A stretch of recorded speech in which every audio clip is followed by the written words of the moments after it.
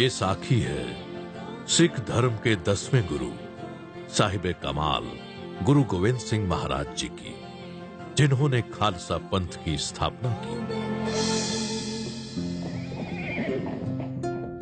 ये बात है अगस्त सन 1665 की, जब सिख धर्म के 9वें गुरु तेग बहादुर जी धर्म और मानवता का प्रचार करने के लिए श्री आनंदपुर साहिब पंजाब के पूर्वी भारत की ओर एक लंबी यात्रा के लिए निकले थे। गुरु साहब अपनी माता नानकी जी, धर्मपत्नी माता गुजरी जी और उनके भाई श्री कृपाल चंद जी के साथ मथुरा, कानपुर, बनारस होते हुए मई 1666 में पटना पहुंचे।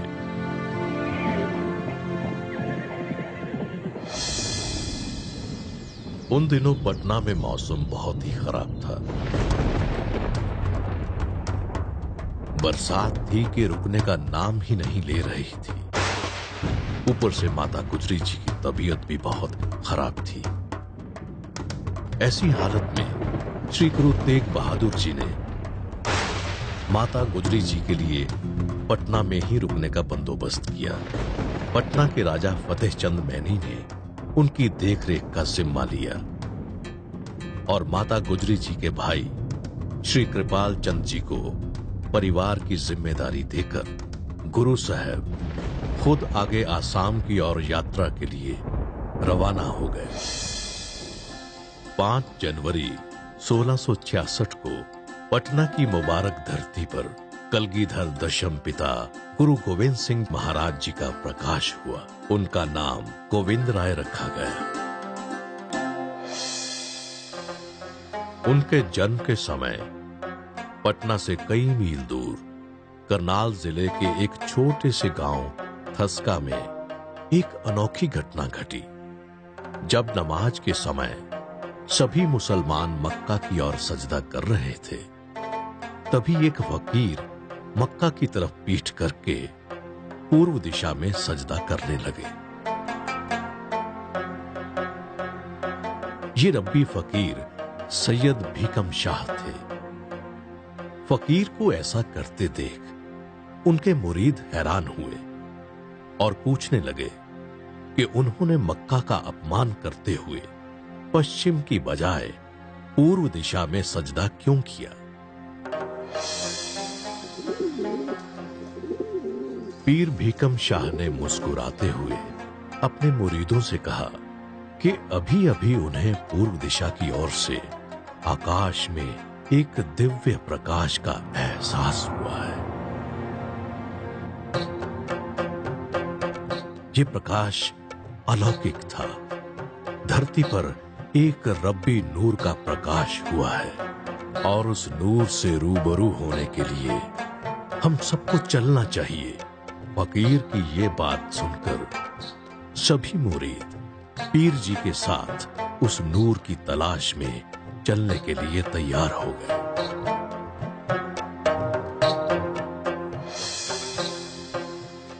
लगभग 2 महीने का लंबा और कठिन सफर तय करने के बाद पीर भीकम शाह अपने मुरीदों के साथ पटना पहुंचे।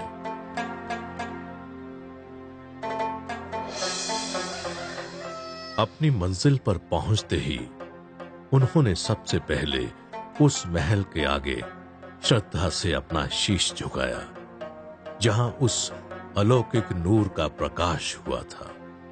फिर उन्होंने महल की सेवादारनी से उस रब्बी नूर के दर्शन करने का आग्रह किया।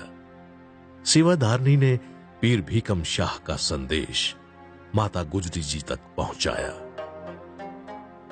गुरु तेग बहादुर जी की गैर हाजिरी में माता गुजरी ने बालक गोविंद राय को किसी गैर से मिलाना मुनासिब नहीं समझा, लेकिन पीर भीकम शाह ने ठान लिया था कि उस नूर के दर्शन किए बिना वो वहां से जाएंगे नहीं।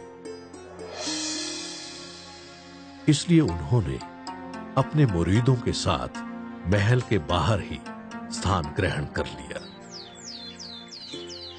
अगले दिन उन फकीरों को बाहर बैठा देख कृपाल चंद जी ने उनके लिए लंगर का इंतजाम करवाया, लेकिन पीर शाह ने लंगर छकने से इनकार कर दिया और कहा कि कोई भी लंगर उनकी भूख नहीं मिटा सकता। ये भूख तो उस नूर के दर्शनों से ही मिटेगी। पीर शाह की श्रद्धा देख माता गुजरी जी ने उन्हें बालक गोविंद के दर्शन करने की इजाजत दे दी।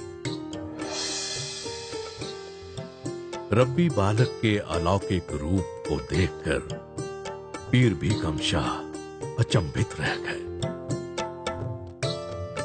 और उन्हें काफी देर तक निहारते रहे।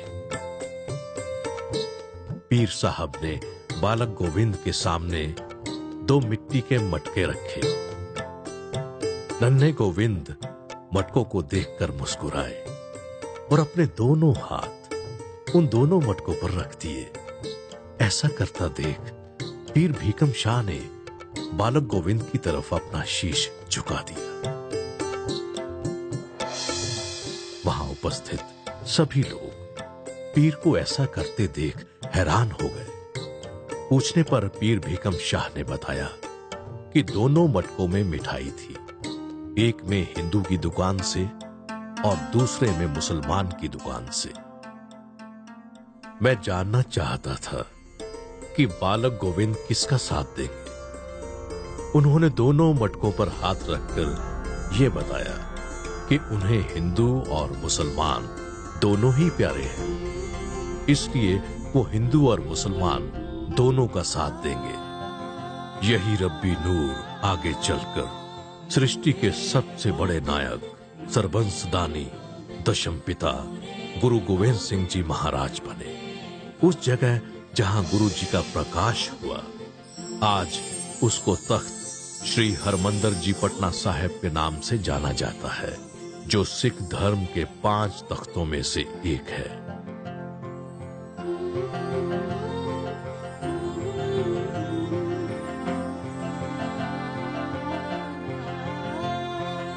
आज्ञा पई अकाल की, आज्ञा पई अकाल की, तबे चलायो पंथ। सब सिखन को हुक्म है, गुरु मान्यो ग्रंथ। गुरु